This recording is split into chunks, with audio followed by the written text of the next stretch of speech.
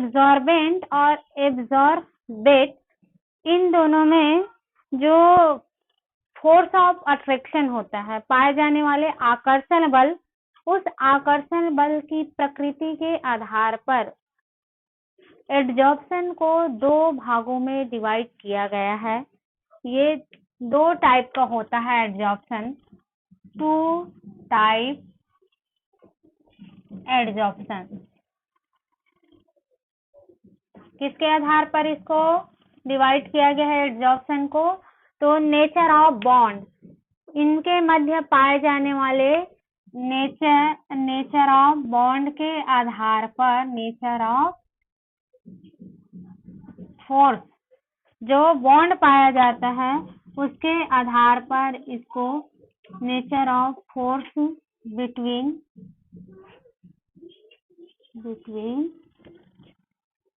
Absorbent and adsorbate and absorbent, इसके आधार पर nature of bond between absorbent और absorbent, इन दोनों के मध्य जो अट्रैक्शन बल कार्य करता है उसी को बेस बना करके दो टाइप का एड्जॉर्प्शन बताया गया है। पहला टाइप होता है एड्जॉर्प्शन का, पहला टाइप है फिजिकल एड्जॉर्प्शन। पहला टाइप इसका है फिजिकल एड्जॉर्प्शन। देन दूसरा टाइप है इसका केमिकल एड्जॉर्प्शन। अब हम लोग किस किस कंडीशन में इसको फिजिकल और केमिकल एड्जॉर्प्शन बताएंगे।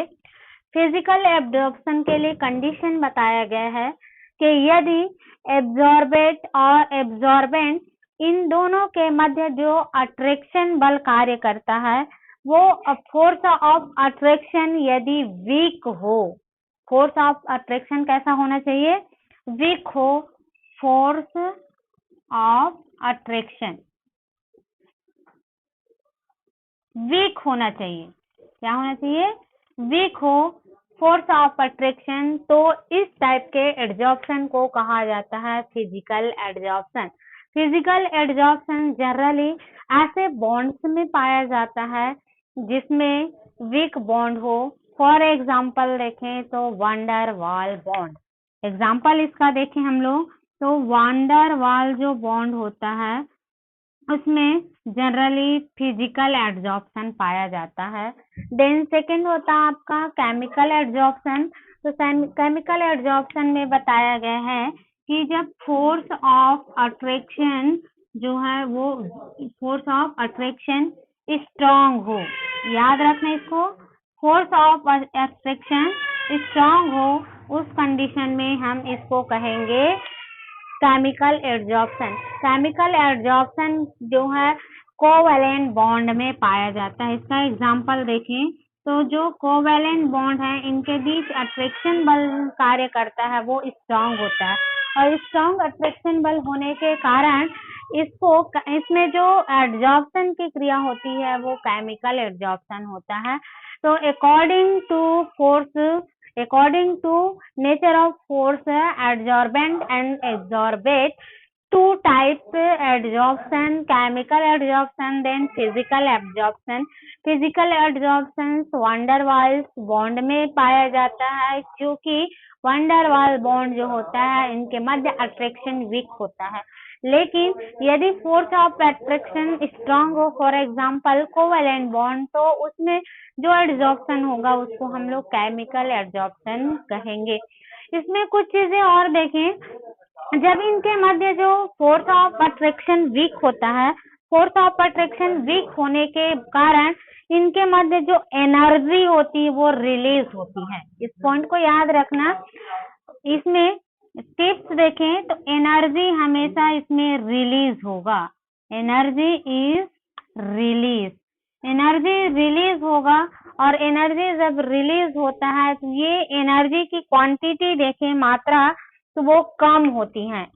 Energy is release, come quantity में रिलीज होती है, और इसको बताया गया है 20 से 20 से इसको इनकी क्वांटिटी देखें एनर्जी का, तो 20 से 40 किलो जूल प्रति मोल होता है, इसको याद रखना कितना होता है।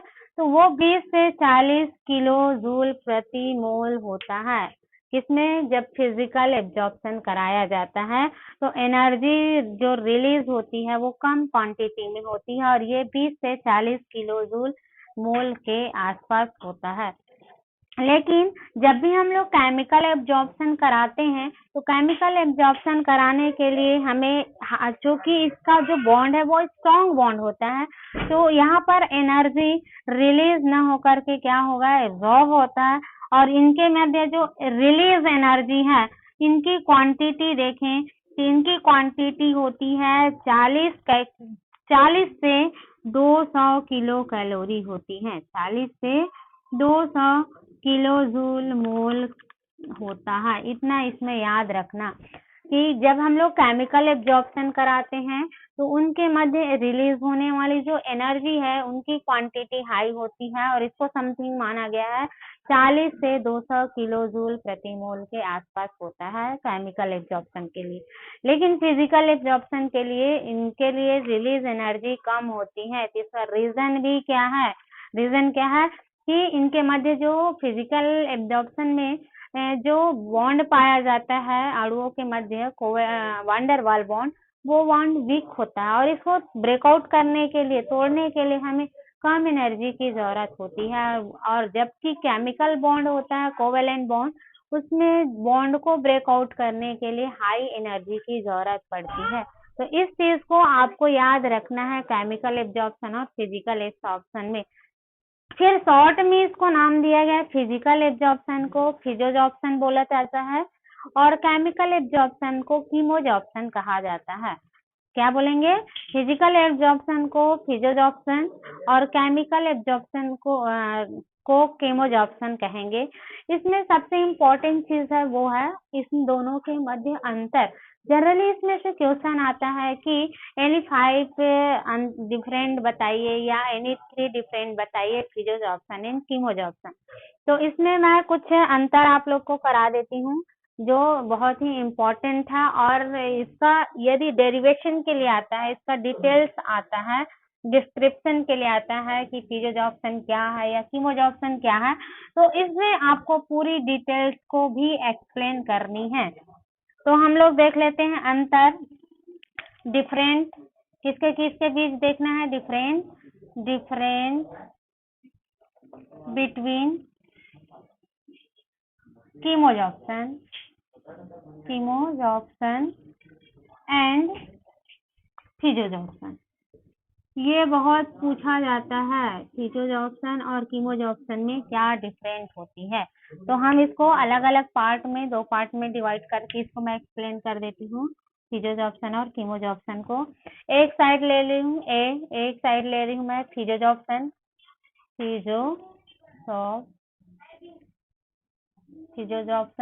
देन सेकेंड साइड में ले रही हूँ आप कीमोजॉर्प्शन। अब इसमें अंतर देखें, कम से कम आपको 5 अंतर याद होनी चाहिए, कम से कम में 5 अंतर याद होनी चाहिए। पहला डिफरेंस, फिजियोजॉर्प्शन में क्या होता है इसको देखें। तो फिजियोजॉर्प्शन के लिए कंडीशन, पहला कंडीशन जब मॉलिक्यूल आर अटैच टू जब मॉलिक्यूल आपस में या सरफेस में अट्रैक्शन होता है और इनके मध्य जब बॉन्ड का फॉर्मेशन हो और वो कैसा हो, वान डेर वाल बॉन्ड हो, तो उस क्रिया को हम बोलते हैं फिजियोजॉर्प्शन। क्या हो जाएगा, फिजियोजॉर्प्शन के लिए क्या है, जब मॉलिक्यूल का सरफेस पर अट्रैक्शन हो और वान डेर वाल्स फोर्स कार्य करे तो उसको कहते हैं हम लोग फिजियोजॉर्प्शन। तो पहला अंतर क्या हो गया, पहला अंतर है यदि सरफेस पर वान डेर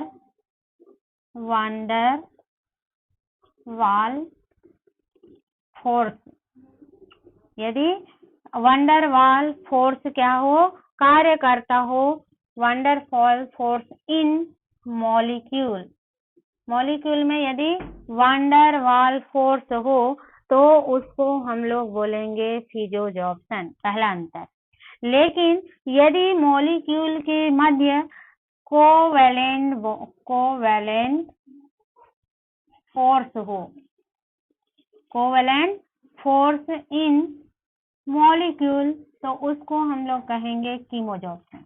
पहला अंतर में क्या है, यदि वान डेर वाल्स फोर्स हो तो वो फिजोजॉर्प्शन, लेकिन यदि उसमें कोवैलेंट फोर्स हो, कैसा बॉन्ड का फॉर्मेशन हो, केमिकल बॉन्ड या कोवैलेंट बॉन्ड का फॉर्मेशन हो, तो उसको हम लोग बोलेंगे कीमोजॉर्प्शन। देन सेकेंड अंतर देखें, इनके मध्य जो ये वान डेर वाल्स फोर्स होता है वो कैसा होता है, वीक होता है। दूसरा अंतर क्या हो जाएगा, it is a relatively weak bond. क्या हो जाएगा अंतर, इट इज रिलेटिवली वीक हो, कैसा होना चाहिए, वीक होना चाहिए। जब ये वीक है तो उसको हम क्या बोलेंगे, फिजोजॉर्प्शन। कंडीशन है वीक। इसमें क्या होना चाहिए, it is a strong, it is relatively strong, तो उसको हम लोग कहेंगे कीमोजॉर्प्शन। दूसरा अंतर। तीसरा अंतर देखें तो ये इनके मध्य जो वीक बॉन्ड होता है, इनके द्वारा रिलीज एनर्जी, फिजोजॉर्प्शन की क्रिया में रिलीज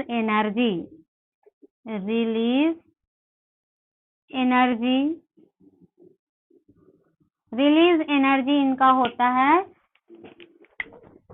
20 से 40, 20 से कितना रहता है, लगभग 40 किलो जूल होता है रिलीज एनर्जी। लेकिन कीमोजॉर्प्शन की प्रक्रिया के फलस्वरूप रिलीज एनर्जी जो होती है वो अधिक होती है, और ये 40 किलो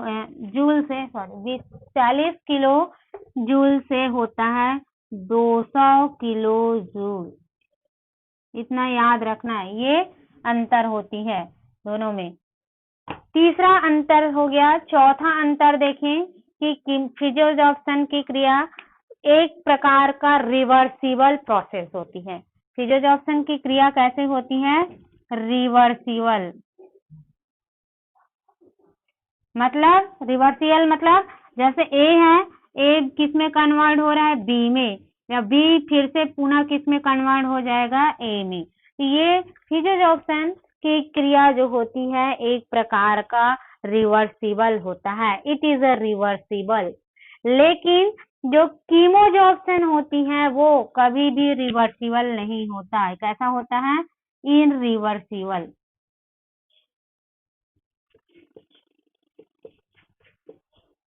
सिर्फ एक ही डायरेक्शन में होगा, लेकिन ये जो है फिजोजॉर्प्शन की क्रिया दोनों डायरेक्शन में होगा। रिएक्टेंट प्रोडक्ट में कन्वर्ट हो जाएगा, फिर पुनः प्रोडक्ट जो है वो रिएक्टेंट में कन्वर्ट हो जा सकता है, किसमें, फिजोजॉर्प्शन की प्रोसेस में। लेकिन कीमोजॉर्प्शन की प्रोसेस में ऐसा नहीं होती, it is irreversible process. Next point देखिए, बहुत ही इंपॉर्टेंट है। जो आपका फिजोजॉर्प्शन की क्रिया जब होती है तो इसमें मल्टी लेयर का फॉर्मेशन होता है, इसमें मल्टी लेयर फॉर्मेशन होता है। इसमें जो इन्वॉल्व फॉर्मेशन होता है तो मल्टी लेयर एडजॉर्प्शन होता है। लेकिन जो मतलब पार्टिकल्स जब आपस में एडजॉर्ब होता है तो पार्टिकल्स का आपस में एब्जॉर्प्शन होता है, वो कैसा होता है, मल्टी लेयर। याद रखना इसको, कैसा एब्जॉर्प्शन होगा, मल्टी लेयर होता है, मल्टी लेयर एडजॉर्प्शन इन मॉलिक्यूल के मध्य जब एडजॉर्प्शन होगा तो कैसा एडजॉर्प्शन होगा, इसमें मल्टी लेयर एब्जॉर्प्शन होगा। इसको याद रखना, मल्टी लेयर एब्जॉर्प्शन होता है। लेकिन जो कीमोजॉर्प्शन की क्रिया होती है, कीमोजॉर्प्शन की जो क्रिया होती है उसमें मल्टी लेयर एब्जॉर्प्शन न होकर के मॉलिक्यूल का कैसा होता है, मोनोलेयर होता है। एक ही लेयर में एब्जॉर्प्शन की क्रिया होगी तो मोनो लेयर एडजॉर्प्शन, याद रखना इसको। और नेक्स्ट पॉइंट देखें तो जो आप फिजोजॉर्प्शन की क्रिया जो होती है वो इस नॉट स्पेसिफिक होता है। फिजियोजॉब्सन की क्रिया स्पेसिफिक नहीं होता, it is not specific, it is not specific, specific नहीं होता, लेकिन कीमोजॉब्सन की क्रिया जो होती है वो विशिष्ट प्रकार का होता है। It is specific, it is, ये आपका 6 अंतर। और अंतर देखें तो टेम्परेचर, बहुत सारा इसका अंतर है, कम से कम आपको 5 अंतर याद होना चाहिए। कीमोजॉब्सन की फिजियोजॉब्सन की प्रक्रिया जो होती है वो लो टेम्परेचर पर होता है, लो टेम्परेचर पर फिजियोजॉब्सन होती है। यदि हम टेम्परेचर बढ़ा दें, यदि टेम्परेचर हाई कर दें तो उस कंडीशन में अणु जो होती है वो अलग अलग हो जाता है, मतलब उसमें कीमोजॉब्सन की क्रिया नहीं होती। तो इसके लिए टेम्परेचर देखें तो कीमोजॉब्सन की प्रक्रिया कराने के लिए हमें लो टेम्परेचर की आवश्यकता होती है, लो टेम्परेचर, लो टेम्परेचर की जरूरत होती है कीमोजॉब्सन के लिए। लो टेम्परेचर पर फिजियोजॉब्सन होगी, और जैसे ही हाई टेम्परेचर करते हैं तो हाई टेम्परेचर पर कीमोजॉब्सन की प्रक्रिया हो जाएगी। जैसे हम लोग रासायनिक क्रिया भी कराते हैं तो फिजिकल क्रिया कराने के लिए हमें कम टेम्परेचर की जरूरत पड़ती है कंपेयर टू आपका केमिकल रिएक्शन। केमिकल रिएक्शन कराएंगे तो हमको हाई टेम्परेचर देने की जरूरत होती है। तो कीमोजॉब्सन कराना है तो उसके लिए हाई टेम्परेचर, और फिजियोजॉब्सन के लिए लो टेम्परेचर की जरूरत पड़ती है। और लास्ट में इसका क्या देख लेना आप लोग, एग्जाम्पल देख लोगे कि कीमोजॉब्सन की क्रिया किसमें होती है और फिजियोजॉब्सन की क्रिया किसमें होती है। तो नेक्स्ट पॉइंट 8 देखें इसका एग्जाम्पल। तो कीमोजॉब्सन की प्रक्रिया, इससे पहले मैं आप लोग को बता भी चुकी हूँ कि कीमोजॉब्सन की प्रक्रिया किसमें होती है। तो कीमोजॉब्सन की प्रक्रिया जो होती है देखा जाए तो विभिन्न प्रकार की गैसों में होती है। जो फिजियोजॉब्सन देखेंगे तो विभिन्न प्रकार की जो गैसेस होती हैं उसमें फिजियोजॉब्सन की प्रक्रिया होती है। जैसे हम लोग एग्जाम्पल देखें, जैसे बनाए थे एसिटिक एसिड, एसिटिक एसिड और ऑक्जेलिक एसिड के जब जो सॉल्यूशन होता है उस सॉल्यूशन से हमें क्या मिलता है, में यदि हम चारकोल मिला दें, ऑक्जेलिक एसिड और ऑक्जेलिक एसिड लें या फिर एसिटिक एसिड ले लें, दोनों में के सॉल्यूशन में यदि हम चारकोल मिला दें तो वहां पर फिजियोजॉब्सन की प्रक्रिया होती है। ये इसका एग्जाम्पल है। फिजियोजॉब्सन की प्रक्रिया कब होगी, तो जब हम क्या करें, ऑक्जेलिक एसिड लें या एसिटिक एसिड में चारकोल मिला लें तो फिजियोजॉब्सन की प्रक्रिया होगी। तो इसका नेक्स्ट एग्जाम्पल हो जाएगा ये। और कीमोजॉब्सन की प्रक्रिया में क्या होगी, जब हम हाइड्रोजन या नाइट्रोजन की क्रिया, जब हम केमिकल रिएक्शन कराते हैं और इसमें यदि हाइड्रोजन डालें, हाइड्रोजन और या फिर निकिल डाल दें तो वहां पर जो प्रोसीजर होगा वो कीमोजॉब्सन होगी। मतलब कोई भी कैटलिस्ट डाल दें, H2 डालें या N2 डालें तो वहां पर जो प्रोसीजर होगी वो कीमोजॉब्सन होगी। या फिर ऑक्सीजन है, ऑक्सीजन में हम क्या डाल दें, गोल्ड डाल दें तो वहां, या प्लेटिनम डाल दें तो वहां पर भी कीमोजॉब्सन की प्रक्रिया होती है। तो ओवरऑल ये इसका अंतर होता है कीमोजॉब्सन और फिजियोजॉब्सन में। तो बहुत बार पूछा जाता है फिजियोजॉब्सन और कीमोजॉब्सन में यानी 5 अंतर बताइए करके, तो कम से कम बेसिक 5 पॉइंट आपको याद रखना है। ये मैं आपको 8 पॉइंट बता दी हूँ, इसमें से 5 पॉइंट आपको याद रखना है कि क्या क्या डिफरेंट होती है फिजियोजॉब्सन और कीमोजॉब्सन में। रफ कर दूं इसको, स्क्रीनशॉट लेना होगा तो ले लो, फिर मैं इसको रफ कर देती हूँ। उसके बाद हम लोग देखेंगे कीमोजॉब्सन को प्रभावित करने वाले, एडजॉब्सन को प्रभावित करने वाले कौन कौन से कारक है जो एडजॉब्सन को प्रभावित करता है, अधिशोषण को प्रभावित करता है, उसको देखना है। बन जाएगा ये डिफरेंट, रफ कर दो इसको।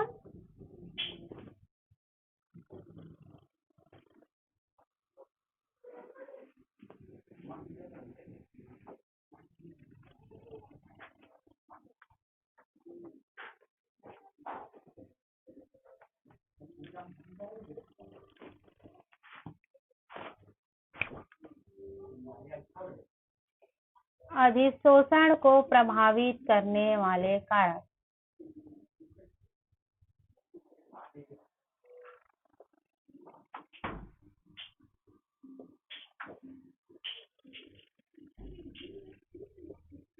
कौन कौन से ऐसे फैक्टर अफेक्टिंग है जो अधिशोषण को प्रभावित करता है? तो इसमें से मेन जो 4 फैक्टर्स हैं जो अधिशोषण को प्रभावित करता है। पहला फैक्टर है नेचर ऑफ एब्जॉर्बेंट। पहला क्या हो जाएगा? नेचर ऑफ एब्जॉर्बेंट लिख देते हैं पहले, BE, nature of absorbent. Absorbent की प्रकृति पर, पहला हो गया एब्जॉर्बेंट की प्रकृति पर। दूसरा एब्जॉर्बेट की प्रकृति पर, नेचर ऑफ एब्जॉर्बेट, याद रखना, एब्जॉर्बेट की प्रकृति पर।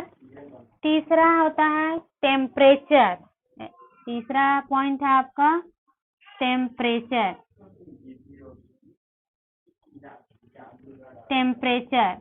चौथा पॉइंट होता है आपका प्रेशर। ये 4 पॉइंट है जो अधिशोषण को प्रभावित करता है। अब हम एक एक करके इनका डील देखते हैं कैसे उसको प्रभावित करेगा। तो फर्स्ट है आपका nature of absorbent. Nature of absorbent absorption को कैसे प्रभावित करता है, अधिशोषण को। तो जनरली हम लोग क्या देखते हैं कि जो एब्जॉर्प्शन की प्रक्रिया होती है वो एक प्रकार का क्या है, सरफेस फिनोमिना होता है, एक प्रकार का पृष्ठ या सतह वाला फिनोमिना होता है कि कोई भी मॉलिक्यूल्स है उस मॉलिक्यूल की सतह पर कितना अधिशोषण की क्रिया हो रही है, कितना अधिशोषण उसमें हो रहा है, इस पर डिपेंड करता है एब्जॉर्प्शन। तो जितना ज्यादा उसका सरफेस फिनोमिना होगा, कोई भी मॉलिक्यूल्स लें, उस मॉलिक्यूल का यदि सरफेस एरिया ज्यादा है तो सरफेस एरिया ज्यादा रहेगा तो उसमें रेट ऑफ एब्जॉर्प्शन देखेंगे तो वो अधिक होता है। फॉर एग्जांपल देखें, जैसे कि मैं ये एक क्या ले लेती हूँ, एक बॉल है इतना और एक दूसरा मॉलिक्यूल ले लूं। ये ए मॉलिक्यूल्स हैं, ये ए मॉलिक्यूल आकार में कैसा है, बड़ा है, और बी मॉलिक्यूल आकार में कैसा है, छोटा है। ये बिग है और ये आपका स्मॉल है। तो स्मॉल का इनका सरफेस एरिया देखें, इनका सरफेस एरिया कितना है, कम है। देखो इनका सरफेस एरिया, मान लो ये सरफेस एरिया आपका दिया हुआ है 10, इनका सरफेस एरिया 10 और इनका सरफेस एरिया दिया हुआ है, सरफेस एरिया 20 दिया गया है। तो इसका सरफेस एरिया, पहले वाले जो मॉलिक्यूल्स ले रहे हैं उनका सरफेस एरिया क्या हो रहा है, ज्यादा हो रहा है। तो सरफेस एरिया जितना ज्यादा होगा किसका, एब्जॉर्बेंट का। एब्जॉर्बेंट का यदि सरफेस एरिया ज्यादा है तो रेट ऑफ एडॉप्टेशन भी क्या हो जाएगी, अधिक होगा। तो यहाँ पर मैं लिख देती हूँ यहाँ पर सरफेस एरिया, मतलब ये है कि जितना ज्यादा सरफेस एरिया उतना ही ज्यादा क्या हो जाएगा, रेट ऑफ एडॉप्टेशन।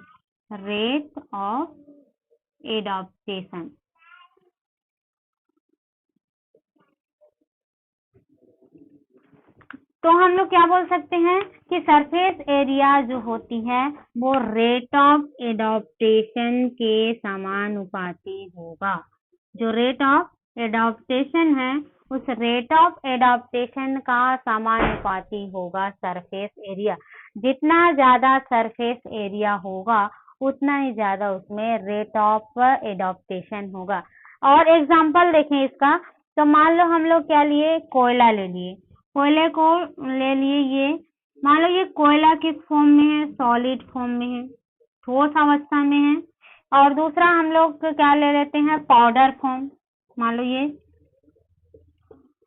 सपोज ये क्या है, इसका पाउडर है, ये कैसा है, सॉलिड है, और ये आपका जो है पाउडर है, ये आपका पाउडर। तो जो सॉलिड अवस्था में रहता है कोयला, उसके लिए सरफेस एरिया देखेंगे, तो इसके लिए जो सरफेस एरिया है वो क्या हो जाएगा, कम होगा। सरफेस एरिया इसका देखें तो सरफेस एरिया इसका क्या हो गया, कम हो गया, कम सरफेस एरिया, मतलब इसका सरफेस एरिया कम है, क्योंकि ठोस है, ठोस का सरफेस एरिया क्या होती है, फिक्स होती। तो सरफेस एरिया इसका कम होता है, इसलिए इसमें एडाप्टेशन देखें तो रेट ऑफ एडाप्टेशन भी क्या हो जाएगी, कम होगी। तो यहाँ पर हम क्या लिख दें, लो एडाप्टेशन।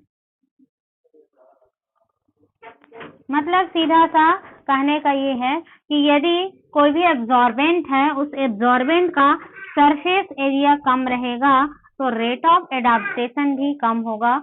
और ये जो पाउडर फॉर्म है, इनका सरफेस एरिया अधिक है, हाई सरफेस एरिया, और सरफेस एरिया अधिक होने के कारण इनका एडाप्टेशन भी अधिक होगा।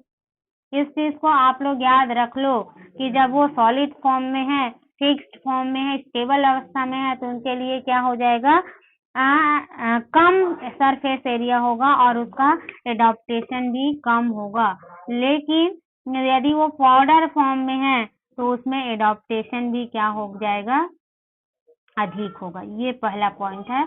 तो सीधा सा मतलब ये है कि एब्जॉर्बेंट की नेचर पर डिपेंड करता है। कैसे नेचर का है, यदि एब्जॉर्बेंट सॉलिड है और उनकी सरफेस एरिया फिक्स्ड है तो वहां पर अधिशोषण जो होगी वो कम हो जाएगी, और यदि उनका सरफेस एरिया हाई है, अधिक है सरफेस एरिया, तो उसमें एडाप्टेशन जो होगा वो अधिक होगा। ये फर्स्ट पॉइंट है। देन सेकेंड पॉइंट देखें, nature of absorbent. Nature of absorbent का देखें तो एब्जॉर्बेट का नेचर हम लोग देखेंगे, जनरली एब्जॉर्बेट का जो नेचर देखेंगे वो जनरली हम लोग गैसेस में देखेंगे। जितने भी गैसेस होती हैं, ऐसे कोई भी गैस जिनका हमें लिक्विफिकेशन करना है, कोई भी गैस है, उस गैस का हमें क्या करना है, लिक्विफिकेशन करना है। तो लिक्विफिकेशन करना या लिक्विफिकेशन आसान, उसी कंडीशन में लिक्विफिकेशन आसान होगा जब उसमें एडाप्टेशन भी आसान हो। मतलब ये है कि कोई भी गैस है, उस गैस को हमें लिक्विफाई करना है, तो लिक्विफाई उसी कंडीशन में होगा जब उसमें एडाप्टेशन अधिक हो। तो उसके लिए एडाप्टेशन करने के लिए हमें एक क्रिटिकल टेम्परेचर की भी जरूरत पड़ेगी।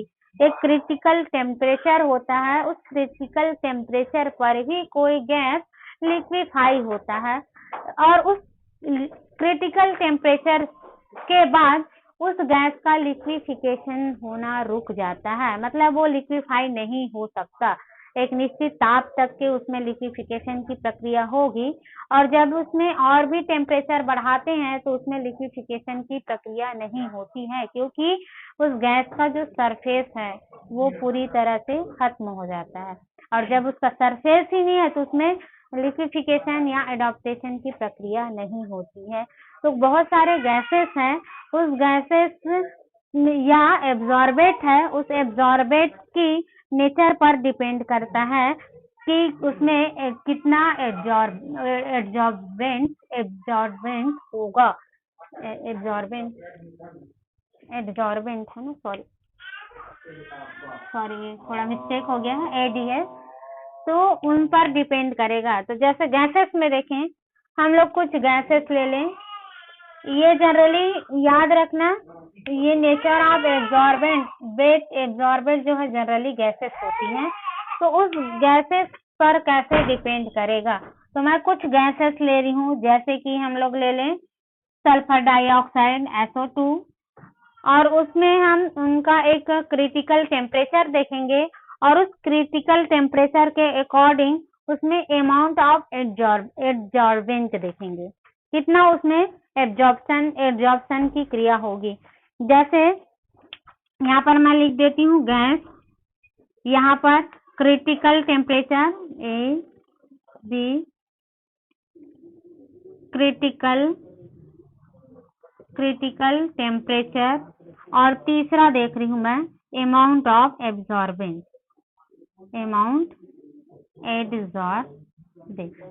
एब्जॉर्प्शन। ये 3 चीजें मैं आपको बता रही हूँ। यहाँ पर हम लोग कुछ गैसेस ले रहे हैं, उस गैसेस में क्या क्रिटिकल टेम्परेचर रहेगा और क्या उनका अमाउंट ऑफ एब्जॉर्प्शन होगा।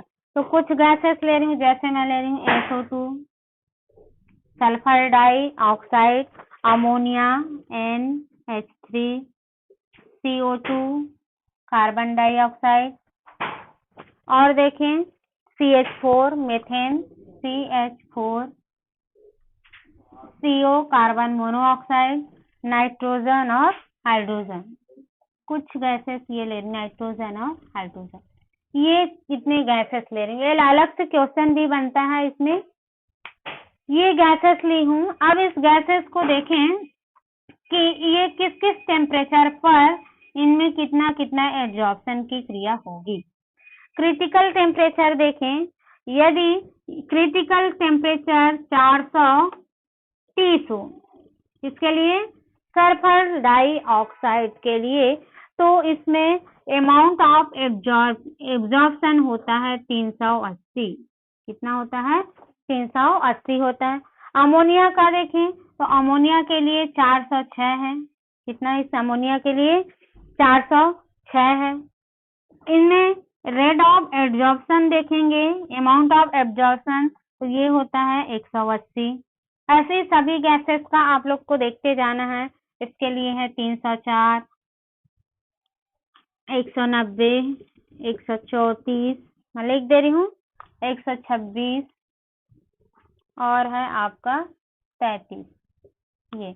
ये टेम्परेचर है। इस फिक्स टेम्परेचर पर इनके मध्य अमाउंट ऑफ एब्जॉर्प्शन कितना होगा उसको आपको देखना रहेगा। इसके लिए 43 होता है एब्जॉर्प्शन, इसलिए 16.2, 4.3, 8.0 और 4.5, ये इनका एब्जॉर्प्शन होता है। सॉरी, ये 9 है।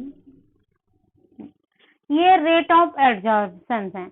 मतलब कहने का ये है कि एक क्रिटिकल टेम्परेचर पर रेट ऑफ एब्जॉर्प्शन जो होती है वो गैसों का अलग अलग होता है। जैसे सल्फर डाइऑक्साइड के लिए देखें तो सल्फर डाइऑक्साइड के लिए क्रिटिकल टेम्परेचर अधिक है, 430 है। तो क्रिटिकल टेम्परेचर हाई होने पर इनमें लिक्विफिकेशन भी अधिक होगा। इनको लिक्विफाई करना आसान होगा, और जितना ज्यादा उनको लिक्विफिकेशन हम लोग कर सकते हैं, मतलब लिक्विफिकेशन हाई हो तो एब्जॉर्प्शन भी हाई होता है। और उसके लिए क्या होना चाहिए? उनका जो टेम्परेचर है वो भी हाई होना चाहिए। इसको बता दूं, सल्फर डाइऑक्साइड में हाई टेम्परेचर क्या है? हाई टेम्परेचर पर लिक्विफिकेशन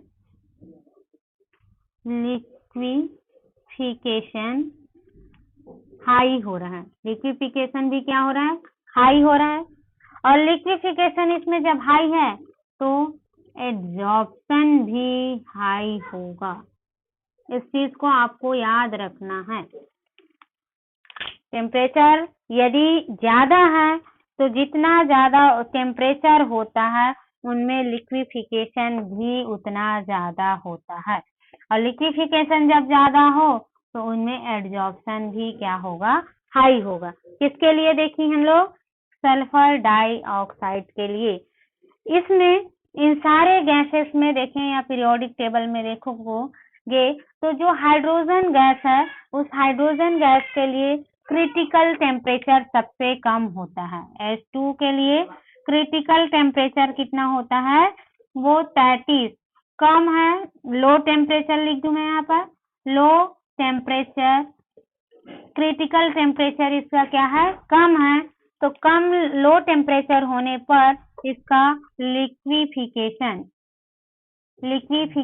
भी क्या हो जाएगा, कम होगा। और जब लिक्विफिकेशन कम है तो इसमें अमाउंट ऑफ एब्जॉर्प्शन भी कम हो जाएगा, अमाउंट ऑफ एब्जॉर्प्शन कम होगा, इतना याद रखना। तो कंपेयर करने के लिए जैसे आता है कि सल्फर डाइऑक्साइड और CO कार्बन मोनोऑक्साइड या अदर कोई भी ले ले, नाइट्रोजन ले ले, हाइड्रोजन, तो इन दोनों में किसमें लिक्विफिकेशन सबसे ज्यादा होगा और किसमें कम, और उसका क्या कारण है, ये भी क्वेश्चन में आता है। तो हम लोग एक्सप्लेन कर सकते हैं कि सल्फर डाइऑक्साइड का क्रिटिकल टेम्परेचर अधिक है, इसलिए उनमें एब्जॉर्प्शन अधिक होगा और उसका लिक्विफिकेशन करना भी आसान होता है। लिक्विफिकेशन करना भी क्या हो जाएगा, इसका आसान होगा, मतलब लिक्विफिकेशन हाई। लेकिन हाइड्रोजन या नाइट्रोजन लेंगे तो इनकी तुलना में देखें तो उनमें क्रिटिकल टेम्परेचर कम है, इसलिए लिक्विफिकेशन भी कम होगा और साथ ही साथ उनका जो एब्जॉर्प्शन है वो भी कम होगा। तो ये दूसरा पॉइंट हो गया आपका एब्जॉर्बेट का। तीसरा पॉइंट हम लोग देखें, टेम्परेचर का क्या प्रभाव पड़ता है एब्जॉर्प्शन पर।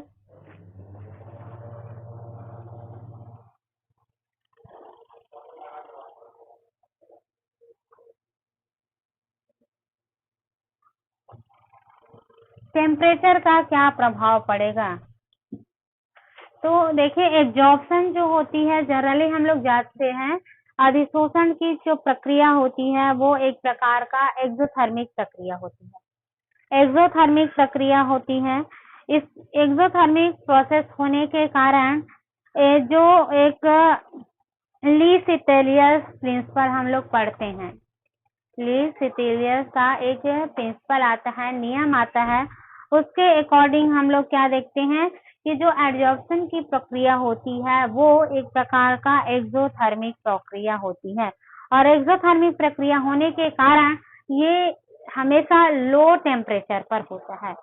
एब्जॉर्प्शन की जो प्रक्रिया होती है वो हमेशा देखा जाए तो लो टेम्परेचर पर होगी और लो टेम्परेचर पर ही एब्जॉर्प्शन की प्रक्रिया होगी। लेकिन जैसे ही हम टेम्परेचर को परिवर्तित करते जाते हैं, जैसे कि हम टेम्परेचर अधिक करें या टेम्परेचर को कम करते हैं तो एब्जॉर्प्शन भी कम और ज्यादा होते रहता है। तो इसको एक्सप्लेन करने के लिए एक ग्राफ प्लॉट किया गया है और इस ग्राफ के अकॉर्डिंग ही हम बता सकते हैं कि टेम्परेचर बढ़ाने पर उन एब्जॉर्प्शन पर क्या इफेक्ट पड़ेगा। तो इसके लिए ग्राफ प्लॉट करें, किसके किसके मध्य ग्राफ प्लॉट करते हैं हम लोग, तो एक साइड ले लेते हैं प्रेशर को और दूसरे साइड हम लोग किसको ले लेते हैं, कोई भी गैस लेते हैं, उस गैस के वॉल्यूम को लेते हैं। तीसरा पॉइंट है टेम्परेचर। टेम्परेचर तो एब्जॉर्प्शन क्या होगा, लो टेम्परेचर पर होगा, लो टेम्परेचर, इसको याद रखना। एब्जॉर्प्शन कब होगा, तो एब्जॉर्प्शन जो होती है वो लो टेम्परेचर पर होता है और एब्जॉर्प्शन एक एक्सोथर्मिक प्रोसेस होती है, exothermic process according to Le Chatelier's principle. अब इसको एक ग्राफ के थ्रू हम लोग प्लॉट करते हैं। मान लो हम नाइट्रोजन गैस लिए हैं N2 गैस और इस N2 गैस के वॉल्यूम लिए हैं, आयतन x एक्सिस और y एक्सिस में हम लोग इसको एक्सप्लेन करें। x एक्सिस में मान लो हम लोग प्रेशर लिए, T से प्रेशर x एक्सिस में, और y एक्सिस में मैं ले लेती हूँ नाइट्रोजन गैस और इस नाइट्रोजन गैस का वॉल्यूम को लेती हूँ, वॉल्यूम G। अब यदि हम अलग अलग टेम्परेचर पर इसको देखें, यदि पहला टेम्परेचर देखें, मान लो ये हम लोग टेम्परेचर पहला में ये ग्राफ प्लॉट हुआ, दूसरा टेम्परेचर करें तो ये ग्राफ, तीसरे टेम्परेचर पर ये, ऐसे टाइप का हमें ग्राफ मिल रहा है। पहला ग्राफ क्या हो रहा है, ये यदि हम यहाँ पर पहला जो ग्राफ मिला है उसका टेम्परेचर को कर देते हैं 190 केल्विन, 193 केल्विन टेम्परेचर पर है ये। दूसरा है ये 247 केल्विन टेम्परेचर, और तीसरा है आपका 273 केल्विन टेम्परेचर। ये अलग अलग टेम्परेचर पर कर रहे हैं। तो यहाँ पर हम लोग को क्या दिख रहा है, यदि हम टेम्परेचर को बढ़ाते हैं तो इनका वॉल्यूम देखें हर कंडीशन में। ये मान लो ये वॉल्यूम है, तो पहले वाले जो ग्राफ प्लॉट हुआ है उसके लिए ये वॉल्यूम हो जाएगा, दूसरे वाले ग्राफ के लिए वॉल्यूम क्या हो गया ये, तीसरे वाले ग्राफ के लिए वॉल्यूम देखेंगे तो क्या हो गया ये। तो ये V3, इसको मान ले V2 और इसको क्या मान ले V1। ऐसा हमें एक ग्राफ मिलेगा जब हम टेम्परेचर को क्या कर देते हैं, अलग अलग करते हैं। यदि हम पहला देखो, पहले में क्या है, टेम्परेचर यहाँ पर देखें तो कम है। यदि हम टेम्परेचर को क्या कर दिए, कम कर दिए, तो जब टेम्परेचर कम होता है तो उस समय वॉल्यूम क्या हो जाएगा, इसका कम होगा। वॉल्यूम क्या हो जाएगी, कम होगी। और साथ ही साथ वॉल्यूम कम होगा, सॉरी, टेम्परेचर यदि क्या कर दें हम लोग, हाई कर दें, टेम्परेचर को क्या कर दें, यदि हाई कर रहे हैं, देखो टेम्परेचर क्या है, ज्यादा है, टेम्परेचर हाई कर रहे हैं तो इसका वॉल्यूम क्या हो जाएगा, कम होगा। और जब वॉल्यूम कम हो जाता है तो एड्जॉर्प्शन भी कम होगा। इस चीज को याद रखना है। जैसे ही मतलब टेम्परेचर अधिक है तो वॉल्यूम कम हो जाएगा और एड्जॉर्प्शन भी कम होगा। लेकिन जैसे ही टेम्परेचर को कम कर दे रहे हैं, टेम्परेचर कम कर रहे हैं तो वॉल्यूम इसकी तुलना में ज्यादा, और इसमें एड्जॉर्प्शन जो है वो V1 की कंपेयर अधिक होगा। इस चीज को याद रखना। और तीसरे में यदि टेम्परेचर को और कम कर दें तो नाइट्रोजन गैस का वॉल्यूम और अधिक हो जाएगा और एड्जॉर्प्शन भी क्या हो जाएगा, कम होगा। इस चीज को आपको याद रखना है। तो डिपेंड किस पर कर रहा है, टेम्परेचर पर। यहाँ पर बता रही हूँ, यदि हम हाई टेम्परेचर करते हैं, टेम्परेचर